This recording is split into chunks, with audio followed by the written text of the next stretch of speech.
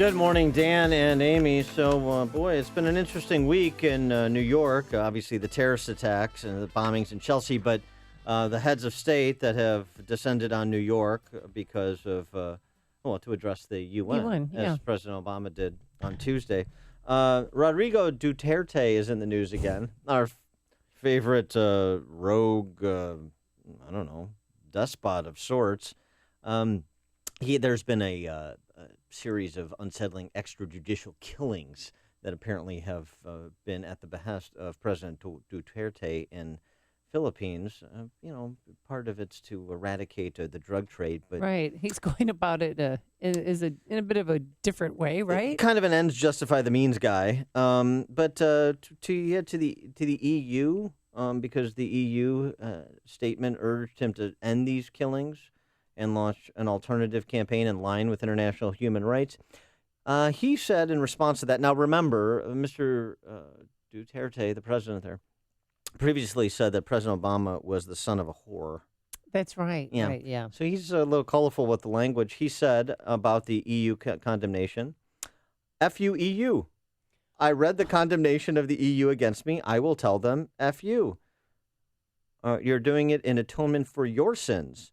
The EU has the gall to condemn me. I repeat, F you. And not necessarily the traditional language of diplomacy you're hearing from the Philippines president. I thought that was interesting. But Senator Ron Johnson, we mentioned this the other day. He gave an interesting interview with the Wall Street Journal, their opinion journal video series that they post online. And in it, he was asked by a member of the Wall Street Journal editorial board, what is the greatest threat facing the United States in terms of national security? And he said the denial of reality. And Dr. Zuhdi Jasser from the American Islamic Forum for Democracy agreed with Senator Johnson and had his take on it. Why don't we get the take in terms of what that statement means precisely from the source itself? We're pleased to be joined again by Wisconsin Senator Ron Johnson, chairman of the Senate Homeland Security and Government Affairs Committee. Senator Johnson, thanks for joining us. Appreciate it. Morning, guys. How you doing? Good. So that statement that the greatest threat facing the United States, it's not Putin, it's not ISIS, it's the denial of reality, a kind of categorical threat. Explain what you meant by that. Well, all those others are obviously huge threats, and what I really meant by that, I've been really saying that for a couple of years. If you remember, Admiral Mike Mullen said that the greatest threat to our national security is our debt deficit. We aren't doing anything about it. Over the next 30 years, it's projected our deficit will accumulate $103 trillion worth of additional debt. That'd be tacked onto our $19 trillion debt. Is completely unsustainable. And if you can't be economically strong, you can't be militarily strong, you can't defeat ISIS, you can't secure your border. I mean, everything kind of flows from that. But, just across the board, certainly what I've seen, I come from a manufacturing background. I solve a lot of problems. The first step in solving any problem is you have to actually admit you have one. You can't deny the reality. You have to properly define it. And what I see here in Washington, D.C. is just across the board, people simply not acknowledging these enormous challenges facing this nation. Take a look at ISIS. I was I was appointed by President Obama as the U.S. representative to the United Nations General Assembly 2 years ago and again this year. 2 years ago, President Obama gave a pretty forceful speech asking modern elements of Islam to renounce and reject this perversion of their religion. This year, barely a mention of it. He mentioned military use one time, saying we'll have to defeat ISIS militarily, I guess someday. It was back in September 2014 they actually laid out the goal toward ISIS, which is defeat it. That was 2 years ago. It took us 4 years to defeat Nazi Germany and Imperial Japan. I'm talking to different ministries and different delegations when I was at the UN that surround the area. It's a lack of American leadership is the exact reason why ISIS has not been defeated in over 2 years. And as long as they're there, they're going to continue to train people. They're training little children to behead their enemies. They're starting to send out operatives through the migrant flow. We're concerned about lone wolf attackers here in the United States. Well, we've seen wolf packs directed by ISIS, probably in Brussels, probably in Istanbul airport. So this is a growing, it's a metastasizing, it's evolving threat. And President Obama, I think, is just basically in a state of denial. Take a look at what he said about Syria. So the only solution in Syria is diplomacy. That's not going to work. Diplomacy follows facts on the ground. And right now the facts on the ground are that Iran and Russia and Assad are pretty well in control of their territory, and they are attacking the opposition. They're not defeating ISIS. Diplomacy after 500,000 dead, excuse me. Rudy Giuliani opines in USA Today, no leader can achieve victory against an enemy by pretending he does not exist, suggesting that both President Obama and Hillary Clinton have been derelict in the fight against terrorism. Is that a characterization you subscribe to as well? Well, certainly Hillary Clinton was derelict in her duty when it came to Benghazi. Repeated requests asking her to beef up security at the consulate. She didn't do it, and as a result, there are 4 dead Americans. And then she had the gall to bald-faced lie to the surviving family members when she was Secretary of State and welcomed those bodies back to the Air Force, to the airport here. It's again, if you're not willing to even name the enemy, how do you expect to defeat it? And there's no way that we are going to stabilize the situation in Syria without American leadership, and we're not providing the leadership that's going to be required.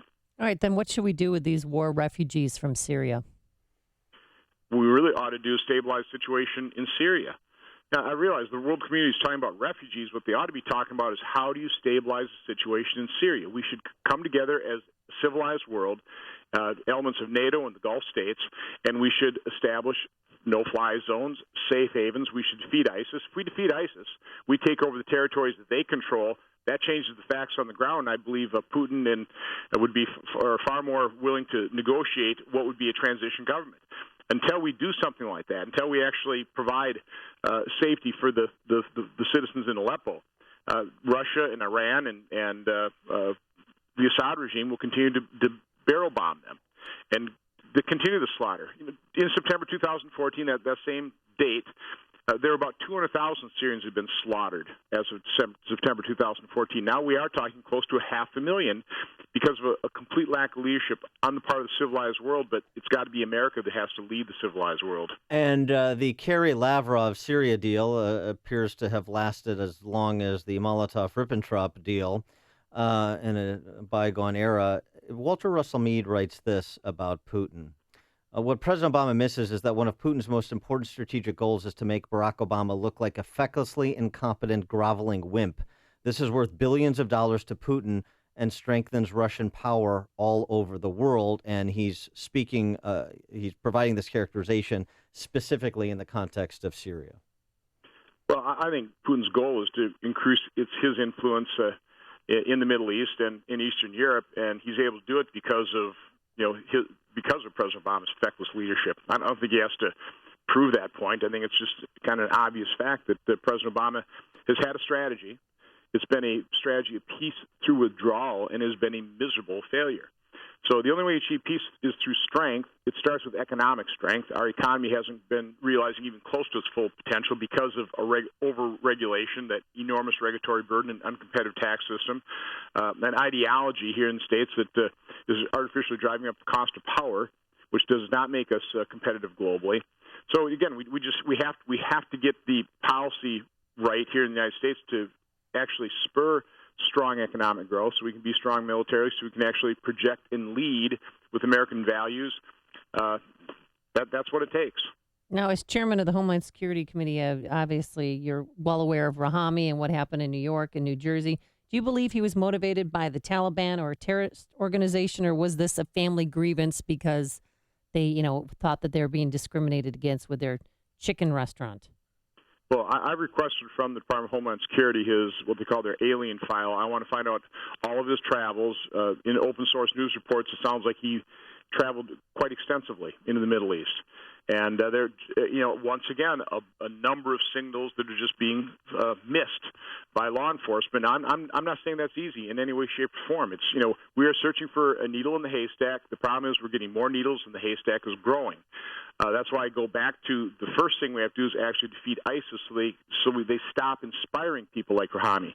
But no,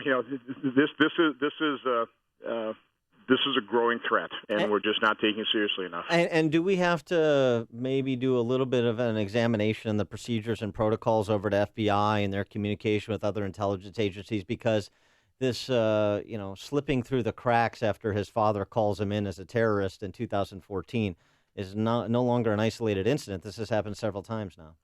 We've seen it. For example, Omar Mateen.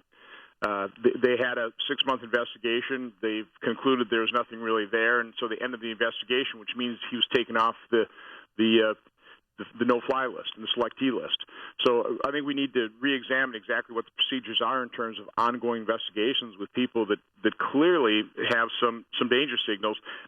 It is an enormous challenge. What do you do with not guilty yet? But I think you have to put those markers in and maintain those databases, and you got to keep a closer eye on some of these people, particularly when they're engaged in that type of activity. And I hope we keep a closer eye. I mean, Rahami's wife is in Dubai, his mother is in Turkey, and his brother is in Pakistan. Obviously, they're being interviewed by the FBI, but do you think they'll be allowed back into this country? I have no idea. Those are all just individual circumstances. I do believe that our legal immigration system needs to be strengthened. Right now, our immigration system is completely broken. The principle that we should base our legal immigration system should be what is in the best interest of America and the American worker, and what do we need to do to keep this nation safe. There's really no reason to be taking risks when we let in refugees or immigrants, quite honestly. We can do full background checks, and if there are any questions, we don't let people in. Well, and here's a piece to that story that's kind of underreported and under-discussed, and that's about non-citizens voting. You're up for re-election in November. We've got a presidential election. People who aren't eligible to vote voting cancels out the constitutional right of citizens of American citizens. There's a new study out from Tom Hitton over at Judicial Watch finds that up to 15% of non-citizens in the U.S. are voting. This following an Old Dominion University study in 2014 that found 6.5% of non-citizens voted in the 2008 election and 2.2 voted in the 2010 midterm elections. I mean, you're talking about small percentages that are big numbers and a big problem. Well, it's one of the reasons I think voter ID is just a really reasonable response to make sure that a legal vote is not canceled out by an illegal vote. And we're also highly concerned about what Immigration and National Services had done, and now the news service is doing in terms of potentially pushing people into citizenship at a very rapid rate prior to the election. Both myself and Senator Grassley have a letter out to Secretary Jay Johnson asking exactly what USCIS is doing in regards to rapidly increasing the granting of citizenship. What kind of corners are being cut from that standpoint? And speaking of citizenship, real quick, how is it that 858 people that were supposed to be deported are now U.S. citizens? Sloppy bureaucratic paperwork. We also have letters on that, trying to get to the bottom of that as well. So, no, you've got it. You've got a massive bureaucracy. It's not efficient. It's not effective, and right now it's being led by President Obama, who, let's face it, he wants to let a lot of people into this country and grant them citizenship, contrary to what the law actually states. Yeah, so they can vote. Senator Ron Johnson, Chairman of the Homeland Security and Government Affairs Committee, Wisconsin Senator Ron Johnson. Thanks as always for joining us. Appreciate it. Have a great day. Thank you. And he joined us on our turnkey.pro answer line.